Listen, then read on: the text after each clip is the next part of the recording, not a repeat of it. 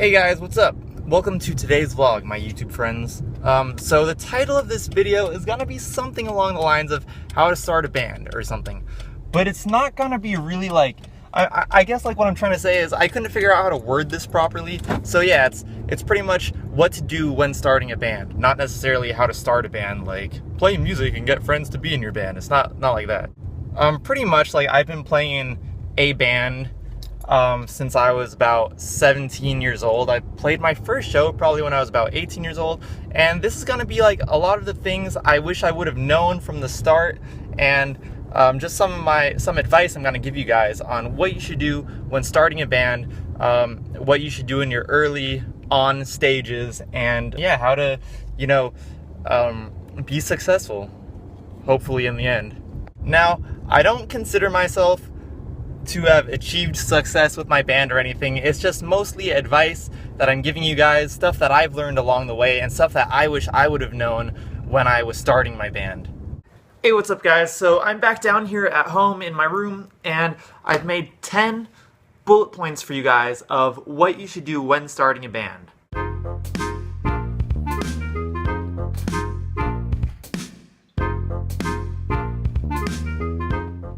That's right guys, number one is the most important of all, I believe, is music. A lot of people will tell you, oh, music's just a small part, most of it's in promotion, and promotion is very important as well.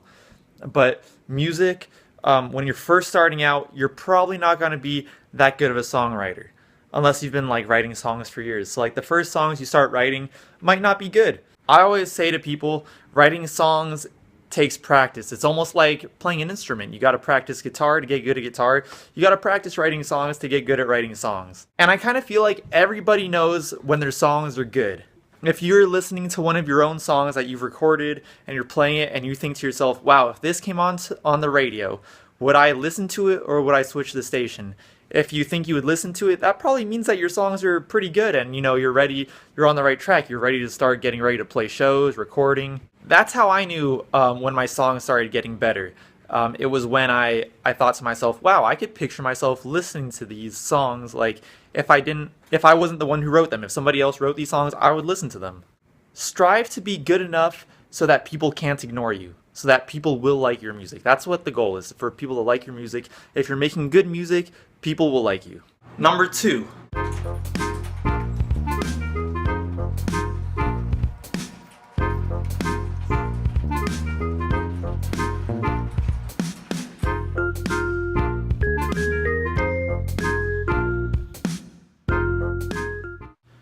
That's right guys, you want to keep the garage door shut. A lot of you guys, when you start out in bands, you're going to be practicing in one of your bandmates' garages. I know in the movies and stuff, they always show like bands who are starting out, they always show the bands playing in their garages with the garage door wide open, and they're just like playing in there, jamming away. In the real world, guys, like your neighbors might be cool, like my neighbors are cool, but you don't want to be obnoxious. You might be thinking, oh yeah, but it's cool, like, they'll get to hear my band play. It's like, that's what you might think, but not everybody's gonna want to hear like a loud like rock band playing next door to them, you know what I mean? And I know that there's some sort of like unwritten rule that people think exists where you're allowed to make as much noise as you want as long as it's before 10 p.m. That is not a real rule. That does not exist in the real world. I've had the police called on me and my band many times because we're playing music in the daytime. You're not allowed to be making a lot of noise before 10 p.m. or after 10 p.m. It's considered disturbing the peace if you're like making a racket. So yeah, if the police get called to you a certain amount of times, they can technically confiscate your equipment. At least that's what the police have told me in the past. So yeah, don't risk it. And also, like, it'll lengthen the life of your practice space. So if you're practicing in like your buddy's garage or one of your bandmates' garages, and the police get called on you like too many times, you're not going to be able to practice there anymore. So just shut the garage door. It'll dampen the sound a significant amount, and chances are you might not get the police called on you. So yeah guys, just try to be respectful to your neighbors. And like, if you're not able to practice in someone's garage anymore or in somebody's house, you're probably gonna have to start practicing at rehearsal spaces, and rehearsal spaces can get kind of pricey. Like, The ones around where I live usually range from the starting at $15 an hour. So it can get expensive, guys. So you want to be able to practice at somebody's house for as long as you can.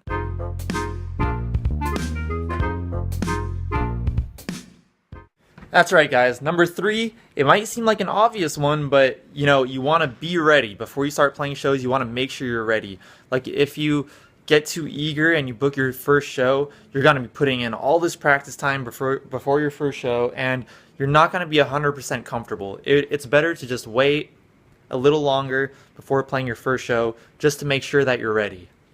You don't want to be having mess ups. You don't want to forget lyrics or anything like that. You want to appear to people watching you that you guys have been a band forever. You don't want to look like you just put a band together in the past month. You want to look well rehearsed. You want to look like this isn't your first show. Before going out and booking your first real show, as in at a venue or something, try to get in a few little practice shows, like maybe playing at a friend's party or a family's party, or play for some family members or maybe a couple of friends so you can get some feedback. Because rehearsing is one thing, but once you're in front of people, it's a little different. You get a little nervous, you make sloppier mistakes. So you want to have a couple practice shows in before you go ahead and go all out promoting your first show. What happens a lot with bands who play their first show is that they get a lot of people come to your first show. That's how it always goes. A lot of people come to your first show, and if you don't hook them at that first show, they might not come to your future shows. So you want to make sure that you're really good and that people are impressed at your first big show.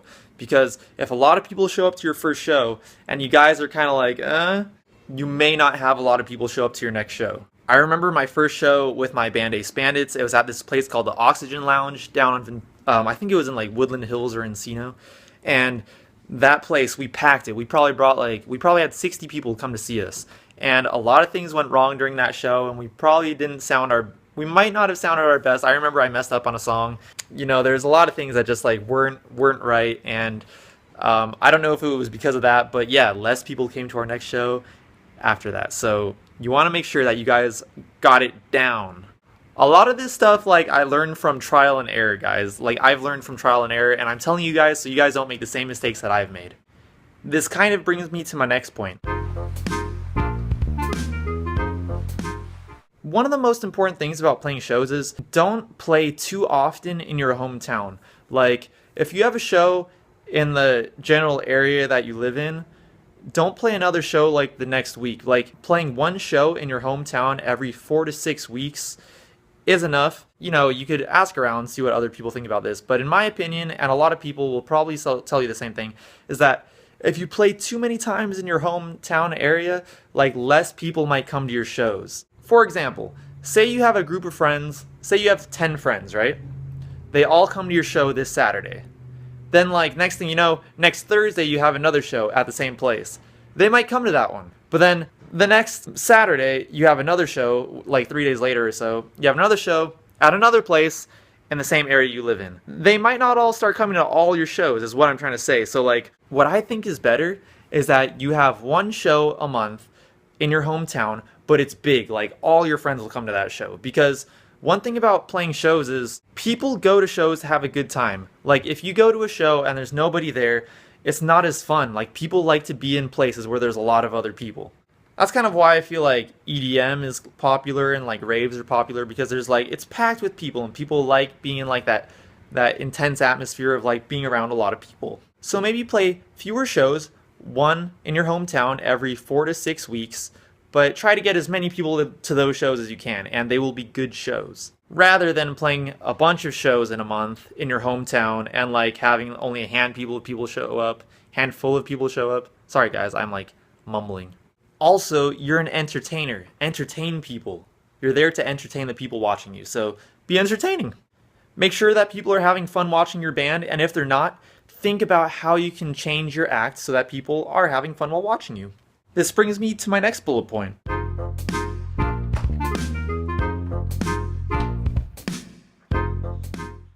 Merch, guys. When you're playing shows, you want to have band merchandise. The minimum you should have for merchandise is CDs. They don't have to be fancy, you don't have to get professionally pressed CDs, but you should have a CD that you could give to people at your shows, even if you're just giving them away for free. What I found with my band is that We burn our own CDs and we sell them for $1 at our shows. But we tell people if you don't have $1, it's okay. Just take a CD anyway. I'd much rather have people be able to take home my music and listen to it than to not hear it at all because they didn't have $1. So we just buy blank CDs like these ones right here. You get like 100 CDs for like 20 bucks. And then you buy these CD sleeves, like paper CD sleeves. They cost like $5 and you get like 100. So you're pretty set with those. You might also want to have some labels. We print out these labels and put them on the covers of the sleeves. It has all our social media, it has the name of our band. And we have the track listings on the back. We also have stickers and t-shirts. But I understand if you're just starting out, you know, it could be expensive to do all this merch. So at first, just as long as you have CDs, that's good enough. Later on down the line, you can worry about getting shirts and stickers and pressing CDs professionally and all that. As for recording, we just record ourselves. Like I have this interface right here. It was a lot of trial and error, and there's a huge learning curve. But you know, I'm able to produce some like pretty decent recordings now. And if you have a friend who could help you out, that's all better. Like you don't necessarily need to have professionally done recordings, although it would help. Just as long as you have something so people could become familiar with your music. Alright guys, so this is a pretty big one, band etiquette. If you have a show, if your band has a show, and members from another band, like maybe your friend's band or another band that you've played a show with in the past, if members from another band come to see your band perform at a show where they're not on the bill, you're somewhat obligated to then go to their next show. You're obligated to go to that band's next show. And also, it's also good at band etiquette that if you're playing a show with other bands, to watch the other bands who are playing before you and after you, to show some support, and then they'll probably watch you play, and then, yeah, it's a good way to establish relationships with other bands, to keep good band etiquette. I think a lot of people mess up when it comes to band etiquette, and I think it's really important to keep good band etiquette, so keep that in mind. Alright guys, so this one's a big one. Transportation. A lot of you guys might be young, you might be, you know, in your teens, you might be turning 18 or maybe 16, and you might be getting your first car. I strongly encourage you guys, like if you're getting your first car, to think about getting something that would be practical for a band. Either a van, maybe a pickup truck, something big enough to fit your equipment in. One good thing about vans is that they're completely enclosed. You don't have to worry about if it rains or anything like that. Your equipment will be protected. That's the one plus.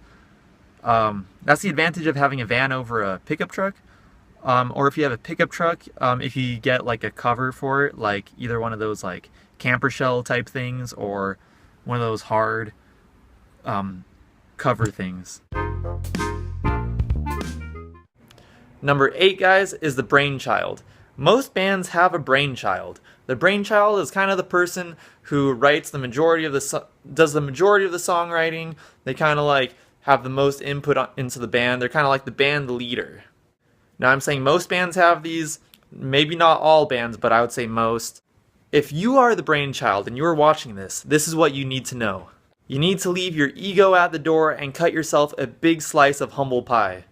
Even if you're the most talented in the band musically, or you put in the most work into the band, you might even have the most passion for the band. But you still have to treat everybody equally, you know, make everybody feel important in the band. If someone comes to you with an idea and it might be a stupid idea or not a very good idea, don't tell them straight to their face that it's a stupid idea. You have to kind of be the peacekeeper, keep everybody in the band happy. Because you don't want people to start quitting, you don't want people to feel unappreciated. So the brainchild has a very important place in the band.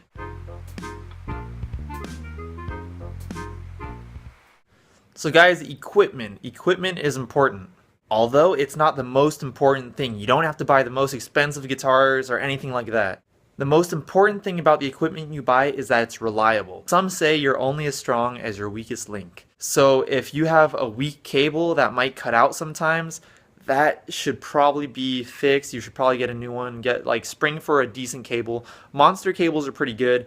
Maybe I'll put some links down below in the description so you can check these out. But monster cables are good. Most monster cables have a factory warranty, lifetime factory warranty. You might want to think about bringing your own microphone to shows. If you're a singer, you might want to bring your own microphone because sometimes you might not want to be sharing mics all the time. Like you might get sick, especially if you're on the road. If you're doing a tour, you don't want to get sick. So the typical SM57 by Shure is around $100. That's kind of like the industry standard for vocal microphones. But you can get other microphones that are cheaper. My band, we have these Samsung dynamic mics. You can get a 3-pack of those online for like $45. Just to like bring with you to shows in case you're gonna need it, or also to use at practice. They're fine for practice, you know, as long as you're not like, I've never had a problem with them, but you know, it's just something that you might want. You might want to just have your own mics. For practice, I definitely recommend having like some way you would hear the vocals during practice. Now you can either get like a PA speaker like this. This is a self-amplified PA speaker, so you don't need a mixer, you don't need a power amp or anything like that. It's all self-contained. You got all the knobs on the back for volume and gain and treble and all that. Again, I'll see if I can find a link for that. I'll put it in the description below. But those are inexpensive also. I don't remember the exact price, but I could link it down below. Also, it might be a good idea for you guys to label certain things. Like one thing we do is we label our mic cables, because if we bring mic cables to a show, it's easy to lose cables. They're probably the most easy thing to lose. So label them with the name of your band or your phone number or something, just so if they get lost or they don't get mixed up with another band's equipment, it's a good idea.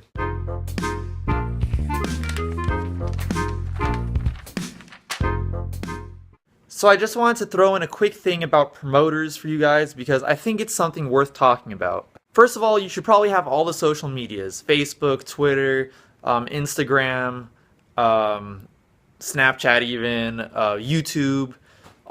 You should have all those. SoundCloud, Bandcamp, like all the things that bands should have. Now, at some point, you're probably going to get contacted by promoters online, on social media usually. So promoters, they'll try to go after young bands because they know that they can get young bands to sell tickets for their own shows. These are also known as pay-to-play shows. A pay-to-play show is where a promoter will contact you and make out that they're giving you this great opportunity. They're like, yeah, you know, there's going to be like 8 bands. You're going to play at this venue. Usually it'll be like a pretty cool venue. And they'll be like, all you got to do is sell 50 tickets for $10 each or something like that. When you're a young starting off band, that sounds like a great deal, but it's really not. First of all, you could go to see like a pretty famous band for like $10-15 nowadays, right? Like at a decent venue. Trying to tell your friends and family to come see you, pay $15 or $10 to come see your band play is like a little outrageous.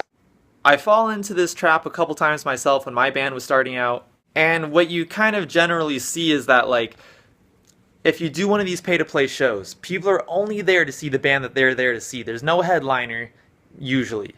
Now, you might get contacted by a promoter who will offer you an opening spot for a somewhat popular band. Then it's your call. Those might be worth it, they might not be, because a lot of people might be there to see that headlining band. And if you're playing behind that, before that headlining band, you might have a lot of new listeners and viewers seeing your band play.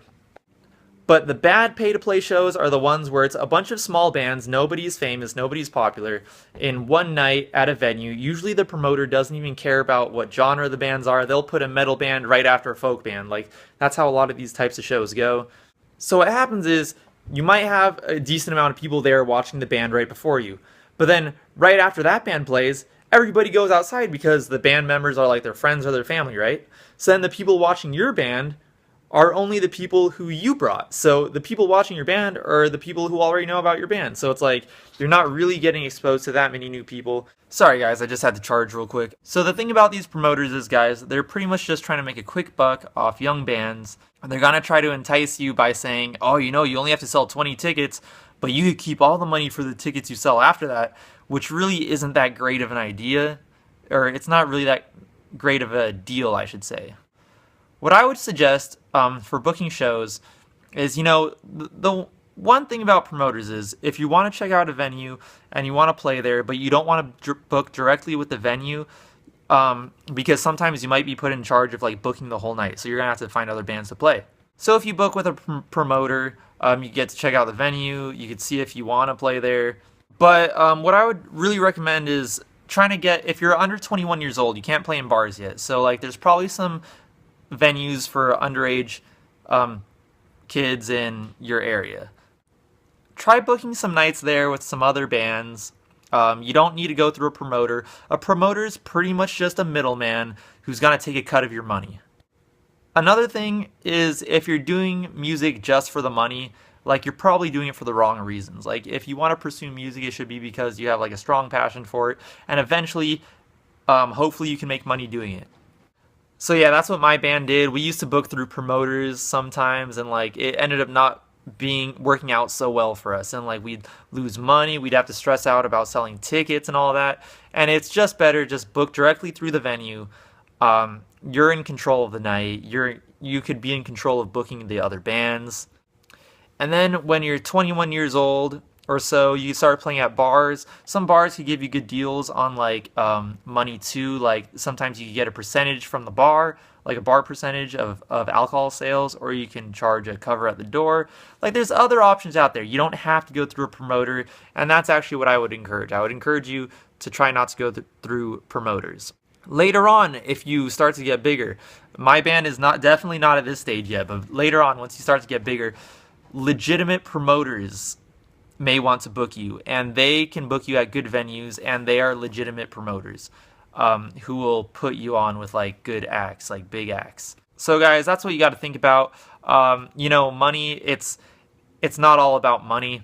Like if you have the opportunity to open up for a larger act, but you're not going to get paid, that's fine. Just open up for the act, for the exposure, and it's good on your band, what I call your band resume. I would take exposure over money any day, because that's what's going to get your name out there.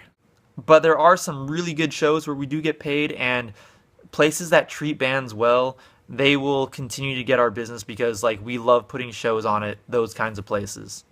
Places that treat bands well, I got a lot of respect for those kind of places. Anyways, if you guys are starting off in bands, or if your band's just starting out, I hope that advice helped you out. I wish I had some of that knowledge when I first started out. But hey, I don't regret anything. Trial and error, guys. Like, it's one way to learn. So if this is the first video of mine that you've ever seen, I strongly encourage you to click on my channel, check out a couple of my other videos. I do daily vlogs, I do a lot of music, I do covers, and check those out. I do the occasional review also. Subscribe to my channel if you like what you see. If this video helped you out and gave you any insight on what it's like to start out with a band, go ahead and hit the like button. Start some conversation in the comments below. If you guys have any questions for me, go ahead and ask me in the comments. I'll be happy to answer. So, alright guys, good night. I will talk to you guys tomorrow. Peace.